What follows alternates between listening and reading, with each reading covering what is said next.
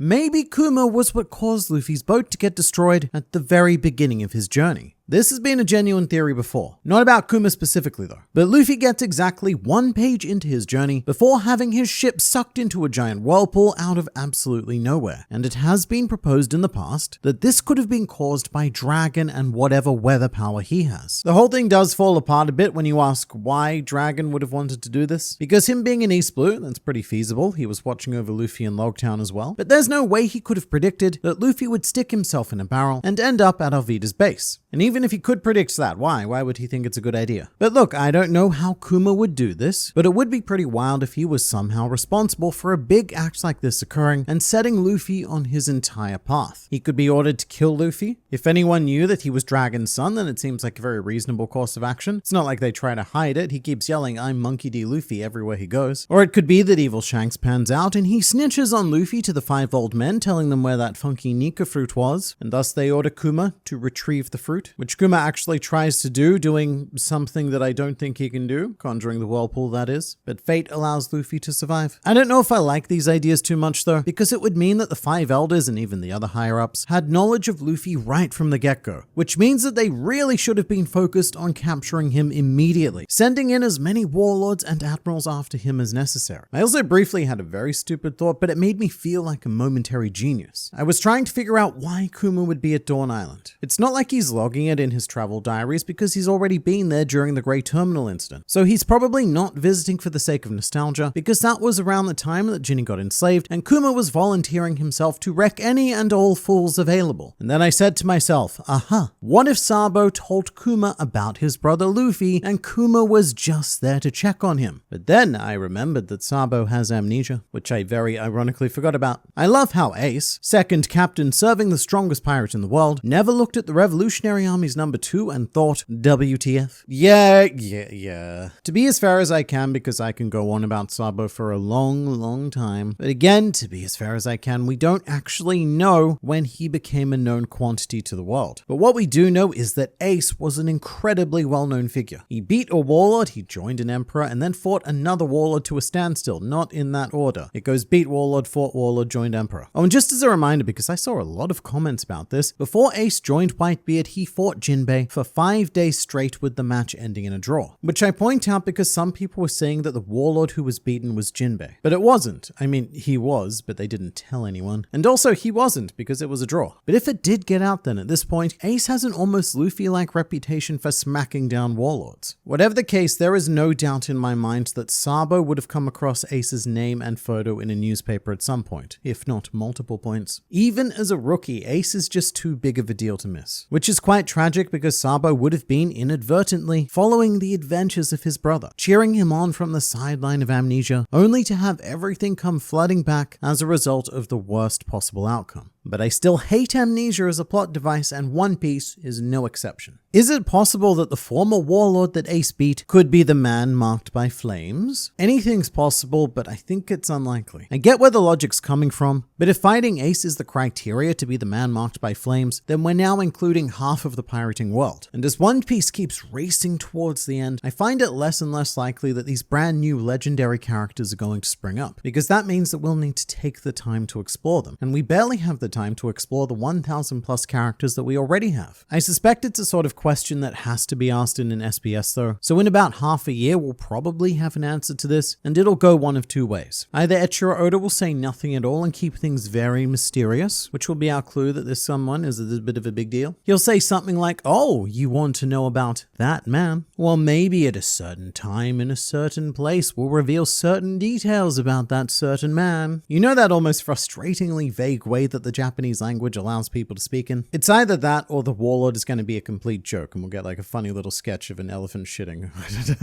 I don't know, that's the sort of thing he would do. But as for the man marked by flames, yes, it could be the unnamed warlord, although due to the black ship, I'm still looking in a very dragonly direction at the moment. Simon, is that you sneaking around and getting annoyed not getting that warlord spot? I'm so glad that someone else thought about this, because I feel like I'm the only one who ever thinks about Simon, and that's probably for good reason. In case you're unaware, Simon is the main antagonist of One Piece Great Hidden Treasure of the Seven Phantom Islands, which was released on the Game Boy Advance, and Simon is the user of a paper Logia fruit, but the thing I love most about him is that he's the only character in any One Piece media to have been put on the waiting list to be a warlord of the sea. So you've got all of these situations happening where warlords are being beaten or resigning. The unnamed warlord got beaten by Ace, then Crocodile by Luffy. Jinbei resigns, Gecko Moria gets kicked out, and I'd like to believe that even though all of those spots were open, the world government were purposely ghosting Simon because he's just too shit. They would genuinely prefer to keep that spot vacant for 6 months rather than have to fill it with Simon. Simon. He's such a great character though. Imagine calling someone an evil tyrant when he uses his daughter's drawing as his Jolly Roger. I mean, I don't know actually. Think about it from a different perspective. To us, the people who know all of the contexts, this Jolly Roger is heartfelt and meaningful. But imagine looking at it from the perspective of just a random pirate. You would be terrified out of your mind because this is some Joker level stuff. Out of context, the Jolly Roger makes Kuma look so deranged. So in a weird way, it's very effective at its intended purpose of being a Jolly Roger, which is to strike fear and warning into those around you. I think I'm gonna have to rewatch Thriller Bark now. I think it's always worth going back on Thriller Bark, especially if you haven't read or watched it twice. Because the first time it can be a bit disappointing due to the any slobby sabity sandwich, but it's a really good arc. And after Egghead Island, completely recontextualized. I remember reading Weekly when Kuma first appeared, and it was a big oh damn moment. Because for a second, it looked like we were gonna have to take out 2 warlords at once. Sort of like how Wano turned into taking on 2 emperors. But here's something interesting. Kuma was sent to Thriller Bark to notify Gecko Moria about Crocodile's replacement. But we saw in this chapter that the world government doesn't really go to such a grand extent to inform existing warlords about new warlords. They're happy for the warlords to read about each other in the newspapers. So it really goes to show just how much the world government did not trust Gecko Moria's ability to handle Luffy, and for good reason. So they knew that the Straw Hats were near the Florian Triangle because of the Enisobi incident, and thus Kuma was sent to pick up Moria's slack. There's also a cool interaction between Kuma and Nami, where he asks her if it's true that Luffy has an older brother. And in retrospect, I guess this is the conclusion that Ivankov jumped to, that if Ace was Luffy's brother, then he may also have been Dragon's son. Is it just me, or is every great father we've ever gotten in One Piece truly heartbreaking? Here a look, Kiro, Senor Pink, and now Kuma. I'd also definitely add Whitebeard and a few others to that list. But even with all of that, I think I know why this particular flashback hits so much harder. It's because Oda himself is a father of 2 daughters. So whenever the specific father-daughter dynamic comes up, Oda draws a lot from his personal experience and personal feelings, so he's able to make it that much more tangible to the rest of us. There was a radio interview back in 2018 where Oda said that he specifically blocks out 1 time a week to hang out with his daughters. And if any of you are parents, once a week, and probably doesn't sound like much, and that's exactly right. In the real world, Oda has a very Kuma-like role. Due to his circumstances, he's away from home more often than not. He works 7 days a week, sleeps for only 3 hours, and often does that in his studio rather than at home with his family, and he has very little time for anything other than making One Piece. He also once famously promised his wife that after One Piece ends, they go on a round-world trip. That promise was made in 2004. So 20 years later, Oda's Nami cosplaying wife is still waiting on that. But that's my personal theory for why this flashback hits so much harder than, like, honestly all others. It might just be recency bias, but I can't remember the last time I was this personally invested and emotionally volatile during a flashback. Of course, I'll wait until it's over and give it some time to settle, but right now, I think it may be the best flashback in the series. And it's because this is a rare situation where Oda is drawing from his personal life experience rather than extensive research of others. In my headcanon, Kizaru got rid of the fedora as the last defining piece of his individualism, completely selling his soul to the world government. Alright, so let's talk about hats. In the last video, I called Kizaru's hat a fedora, and quite a few people commented correcting me saying that it was a Borsalino, which is fun because Borsalino is Kizaru's real name. What a wild connection. But that doesn't make me wrong. In fact, we're both right. Fedora is still the type of hat that he's wearing, but Borsalino is the oldest Italian company which specializes in making said hats. Borsalino is a luxury hat brand. So it's sort of like if I said that Kizaru was wearing shoes and you said nah, and internet man. He wasn't wearing shoes, he was wearing Nikes or Adidas's or Yeezys. Do people still wear Yeezys? Probably not after.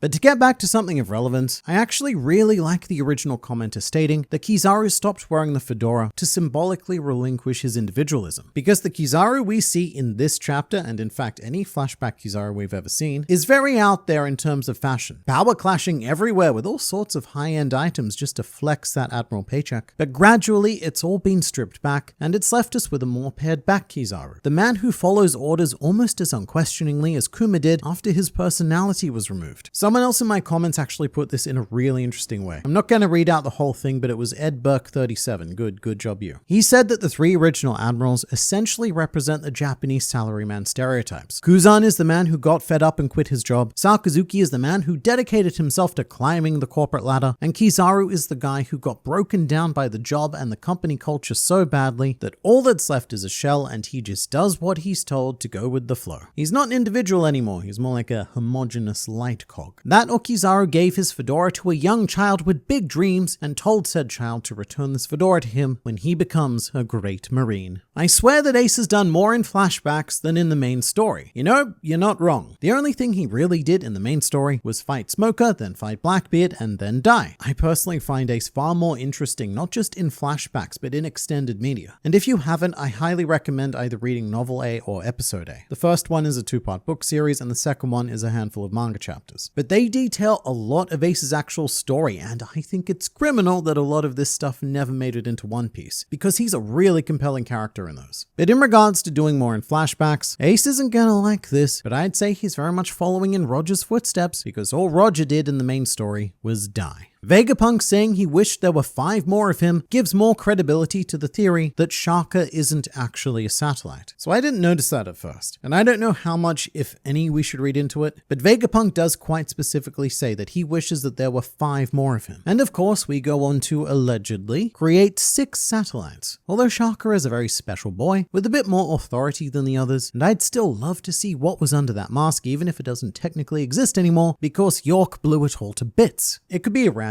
number, you know, Vegapunk's lost in thought and he just estimates, oh, like 5 of me would be good. But then when he sits down to go and make all the satellites work, he's like, nah, 6 would be better. But also, as an author, why not just say 6? Because we know that it's gonna be 6. And there is an idea that we may have seen Shaka or a prototype Shaka in this chapter. The robot that was delivering drinks during the pizza party does have a very Shaka-esque design. Although I think that Shaka is implied to be a biological being, mostly through all of the blood that we saw escape his head after York again blew the crap up, which isn't good. He needs that blood. Or I guess he needed that blood, because again, he's dead. Anyone else notice Diaz Drake as a Marine in this chapter on Egghead? Drake is indeed in the chapter, but he's very easy to miss because he doesn't have his funky mask. But this close-up shown during the Marines disembarking onto Egghead Island is Diaz Drake, which I really like because it makes thematic sense that he was still a Marine. He's part of the worst generation, and neither Luffy nor Bonnie have started their pirate journey. And even though Drake was never a true pirate, I like that this is consistent with the simultaneous emergence of the worst generation. I'm very curious as to why Oda felt the need to point him out though, and it reminds me that we'll probably eventually get some sort of proper Drake backstory as well. He's a character that we've had drip fed to us. He was in Law's flashback as the child that Sengoku found, and we got a taste of who he was on Wano, but not too much. There's still a whole mystery to be unraveled there, which I imagine will be revealed whenever it is that we start to give Sword some serious attention. The piercing in Bonnie's face could be a homing tracker and double as jewelry to cover the scars, like an advanced Vivia card. That way Kuma can make his way back to Bonnie whenever, and he'd be able to do it without the use of free will. Whatever mechanical contraption it is would set off an alert and trigger the programming. I could also see it happening the other way around, like say our Cypherpole nurse Alpha gives Bonnie the piercing to cover up some scarring after the Sapphire Scale recovery, but it's actually a world government tracking device. But both of those might be overthinking it significantly. It might just be an idea that Bonnie thought was cool and made her look more piratey, because 10-year-olds often don't need any deep or conspiratorial reasoning for their aesthetic choices. But finally, for the most touching possible scenario, it could be a piece of jewelry that Kuma sent to Bonnie along with his letter through the news coup, and so it acts as her father's final gift to her. really makes me wonder how much of Kuma's flashback Oda fleshed out before coming up with the supernova at Sabari. I'm gonna go out there and say not much, if any. Definitely nothing involving Bonnie because she didn't even exist in Oda's mind until the week that she was put to page. There may have been a vague idea, but remember that Kuma himself was also not a planned character. Oda came up with the concept of the 7 warlords on a complete whim as well because the number sounded cool. He later came to slightly regret that decision as he had to fill the roster, and because the warlords kept taking up so much time, and they still are.